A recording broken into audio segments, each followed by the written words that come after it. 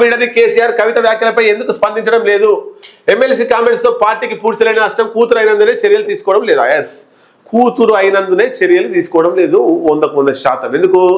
గతంలో ఏం తప్పు చేయలేనటువంటి ఈటల రాజేందర్ మీద ఏం ఆరోపణ లేకుండా మంత్రివర్గం నుంచి వెళ్ళి బర్తరఫ్ చేసి ఆయనను సస్పెండ్ చేసినట్టు మనం చూసినాం, మనకు తెలుసు ప్రత్యక్షంగా.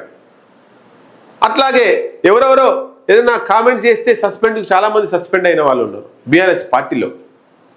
మరి లెటర్ రూపంలో బయట పెట్టి పార్టీని ఆగమాగం చేస్తూ బీఆర్ఎస్ పార్టీని, కేసీఆర్ను, కల్వకుంట్ల ఫ్యామిలీని రోడ్డుకి ఈడ్చినటువంటి కవిత మీద కేసీఆర్ ఇంతవరకు ఎందుకు చర్యలు తీసుకుంటలేడు?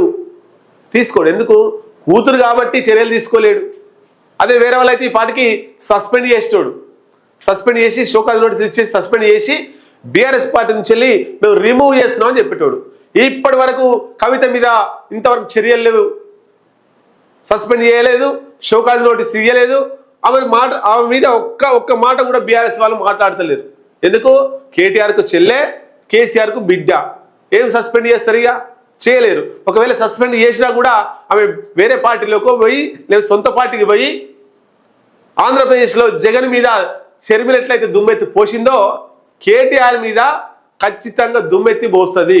కాబట్టి ఆమెను సస్పెండ్ చేయకుండా ఇటు బీఆర్ఎస్ పార్టీలోకి తీసుకోకుండా న్యూట్రల్ పెట్టిర్రు. ఇక ఆమె ఒంటరిగా తిరుగుతున్నా కూడా బీఆర్ఎస్ కార్యకర్తలు ఎవరు పాల్గొనొద్దు ఆమె తోటి అని చెప్పి క్లియర్గా చెప్పారు. అంటే దీంతో జనాలలో ఇటు కవితకు సపోర్ట్ చేయాలా వద్దా, కేసీఆర్కి సపోర్ట్ చేయాలా అనేటువంటిది కొంత నడుస్తుంది బీఆర్ఎస్ కార్యకర్తలు. పార్టీకి ఇబ్బందికర పరిస్థితులు వచ్చినా సైలెంట్గా ఉండడం వెనుక మహర్మం ఏంటి? రాష్ట్ర వ్యాప్తంగా కేడర్లో కొనసాగుతున్న చర్చ. గతంలో నరేంద్ర, ఈటల, విజయశాంతిపై క్రమశిక్షణ చర్యలు తీసుకున్నాడు. నరేంద్ర మీద క్రమశిక్షణ చర్యలు తీసుకున్నాడు. అట్లాగే ఈటల రాజేందర్ను మంత్రివర్గం నుంచి తీసేసిండు. విజయశాంతిని పార్టీ నుండి సస్పెండ్ చేసిర్రు. కవితను ఎందుకు సస్పెండ్ చేయడం లేదనేటువంటిది మన ప్రశ్న. ఎమ్మెల్సీకి షోకాజ్ అంటూ ప్రచారం, నేటికి ఫామ్ హౌస్ నుంచి వెలువడని ప్రకటన. అసలు షోకాజ్ నోటీస్ ఇస్తారనుకోవడం కూడా మనం తప్పే.